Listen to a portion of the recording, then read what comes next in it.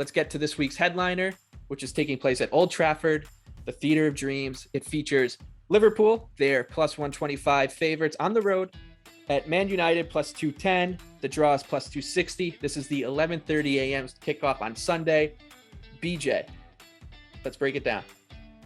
Yeah, I think Liverpool's going to mollywop Manchester United on Sunday. I mean, Manchester United's offensive regression is very bad right now. I mean, they've scored 16 goals off of 9.1 post-shot expected goals, but that really doesn't even begin to tell the story with how hot Ole Gunnar Solskjaer's seat is right now. I mean, Manchester United is the most pressured team in the Premier League, and Leicester last weekend had the most pressures of anybody in any match in the Premier League this season, and Manchester United really struggled against that. Well, guess what?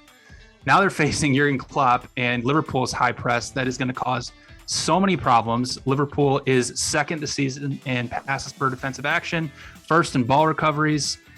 Now, with that being said, Liverpool's defense has been pretty shaky. We saw that in the Champions League on Wednesday against Atletico Madrid. They lost on expected goals, and they haven't really faced any halfway decent attacks in the Premier League outside of, Manchester City. So I'm going to trust Liverpool's offense here because it looks pretty much unstoppable right now, averaging 2.65 non-penalty expected goals per match, which is first in the Premier League, over 20 shots per 90 minutes. They've created 23 big scoring chances already in 8 matches, and they're second in the league in box entries and crosses completed in the 18-yard box.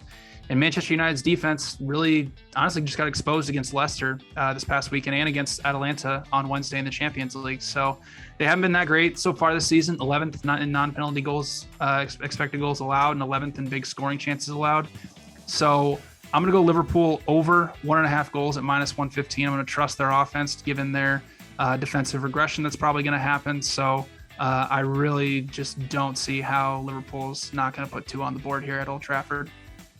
Yeah, another interesting performance from Manchester United. Their game plan seems to just be to hang around in games and then hope that they get enough moments of magic from either Bruno Fernandes, Cristiano Ronaldo, Marcus Rashford, because they do have a ton of talent, right? So they're never really out of a game, and that seems to be what Ole Gunnar Solskjaer's plan is. Like, you guys just hang around in this game somehow, and then hopefully in the 82nd minute we'll score. Ronaldo will toe poke a goal in the 6-yard box. Both teams to score in this game is minus 195, so that tells you that bookmakers are expecting at least a little back and forth. So I actually like the over. It's over 3 plus 110. I think this game, like BJ said, I don't see Liverpool having many problems getting at least 1 or 2.